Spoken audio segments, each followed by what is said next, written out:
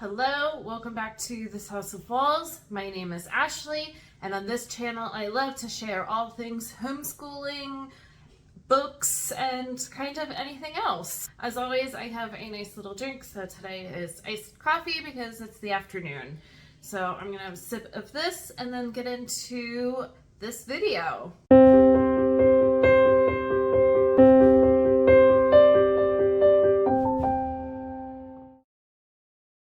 Alright, so today's video is going to be all about homeschool planning and kind of scheduling everything. So we are just about to start our 4th year of homeschooling, and I have learned that in homeschool planning and prepping and everything like that, I like to have kind of a rough map of how our year is going to go, but I also know that we need to have flexibility.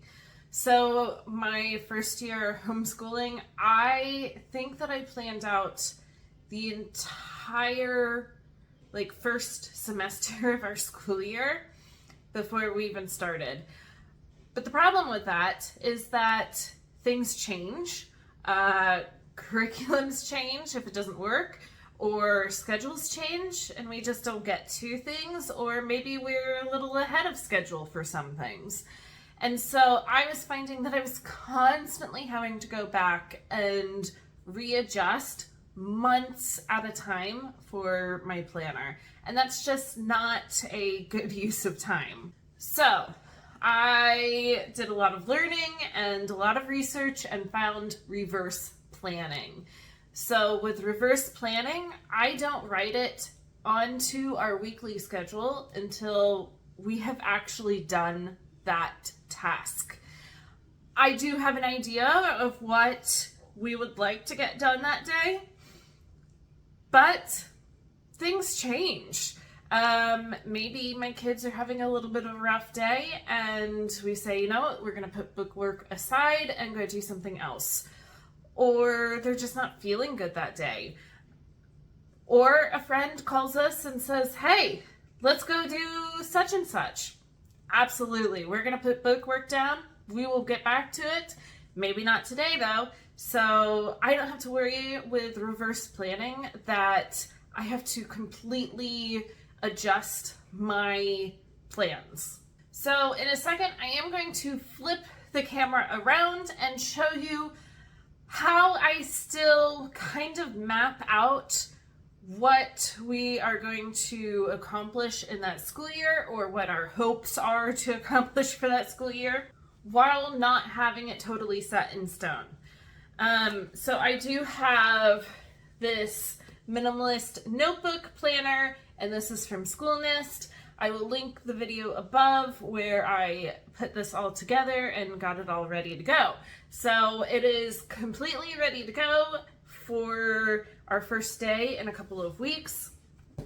And then I also have what we are going to be using for my kids for their 2 planners. And then just a rough schedule of kind of what we would like to do day to day. So here we have all of our different planners and everything. I am going to be starting with my planner. So when we open up, we have this blank dotted sheet, and we haven't done it in the past, but I would like to start this year with writing our goals.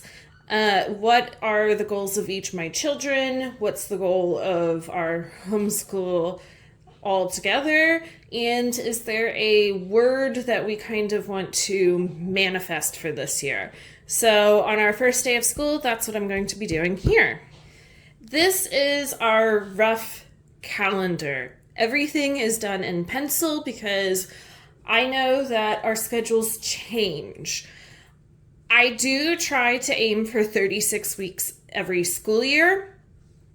And so in doing that, I kind of know our start and our end date, but that might change. Already, our start date has changed We were going to be starting on the 7th of August, but we are actually going to be starting on the 31st of July, and so that will be our week 1. There's just some life things happening around this time, and so I thought, you know what, we're going to start a week early and get into our schedule, and then kind of keep going. So we do have this flexibility of an additional week somewhere. So, maybe we'll take a longer kind of fall break, or maybe we'll take a longer kind of spring break. I do know from the past that kind of March, April time, we get very tired.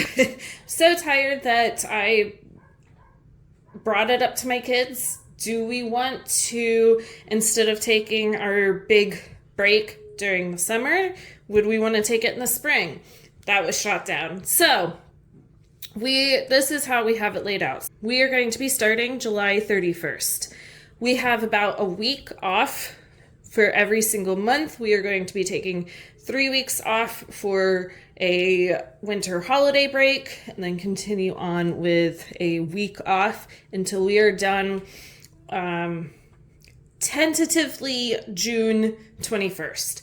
And then we will have 6 weeks off and tentatively start August 5th next year.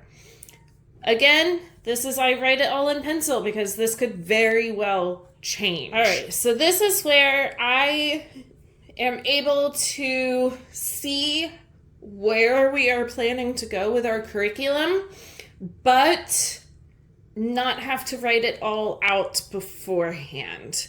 So I have these pages that I made up on my own. If anybody is interested in them, I can send them your way, so that I can write in different lessons or chapters for each subject. So up here I have the Good and the Beautiful Language Arts Level 6. I wrote that there's 120 lessons. We're planning on doing them 3 to 4 times a week. So it will take us 36 weeks or until we're done to finish it. And then I wrote out all 120 lessons.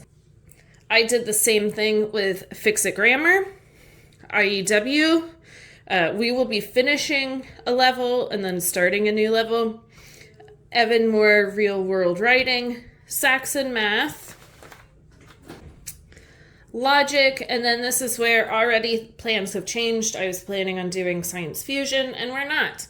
So this is for my rising 7th grader, and then I did the same thing for my rising 3rd grader. So here it all is. And this really lets me know, do we need to do every single thing all weeks of our school year? Some of them, yes. But some of them we don't need to. I also have these pages where I can kind of map out day to day what our history quest and Song School Spanish is going to look like. So we are going to do them 3 times a week. There's different parts to each of these curriculum. And so I can say, okay, on Mondays, we are going to, if there are these options for this week, that's what we're going to do. And Tuesday and Wednesday. Same for Song School Spanish. The only difference in Song School Spanish is that we are going to still be finishing book 1 and then move into book 2. I have also mapped out our science. So we are going to be using The Good and the Beautiful Botany and Simple Machines.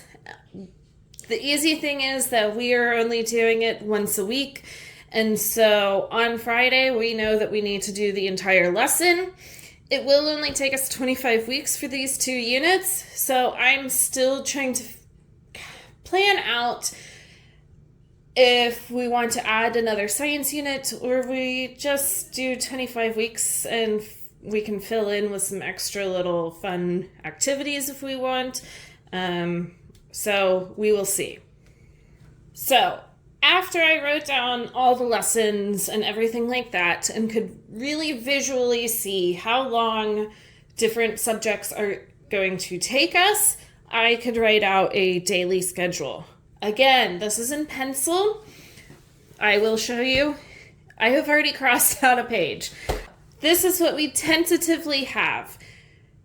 We learned last year that we need to do history and Spanish at the beginning of the day, because if we leave it till the end of the day, it won't get done. And then we go into language arts and math. I do write on the top of the boxes my 3rd grader and the bottom my 7th grader, so that I know that during the Good and the Beautiful, my 3rd grader is going to need me for a lot of that lesson, where my 7th grader will be doing his IEW lesson and won't need me as much. So I have that kind of, for each of the things, I try to find one subject for a kid that they won't need me as much, and one that they will. So that just kind of works out. We do have Thursdays. In September, we are starting back up with our co-op. It's going to be a long morning. My 7th grader is going to be taking an 1.5 hour long class first thing in the morning. And then as soon as he's done, my 3rd grader goes to his class. So we are going to be taking work with us. And so I wrote down each of the things that they are going to be bringing with us. And whatever is not finished, we can bring home and finish at the end of the day. I do know I have taken math off of my 7th graders' list of subjects to take with us, and we for sure at the end of the day after co-op will be coming home and doing math. And then on Fridays, this is kind of our extra day, so we have science, geography, creative writing, and handwriting. So again, I am starting with blank pages. Now, I haven't even filled out any of like the boxes on the sides. That will come. I'm planning to do Monday through Friday up here. On this side is going to be any kind of extra activities that we're doing throughout the week, and then list of subjects down the side. But this is so fantastic, because say that we get to math on this day and not on this day, but then we are able to do it on other days, it's not a problem. I don't have to go back in and fix our plan. So, in taking all of that information, I have come up with an estimated weekly schedule. This is not what it's going to look like every single day, because things change. Life happens. We decide to go do something else that day instead of do some schoolwork. But I can map out wake up. Now, my 12-year-old does not wake up at 7, but in sometime during this block, he will get up and do all of these things. Then by 9 a.m., we are going to be starting our morning basket.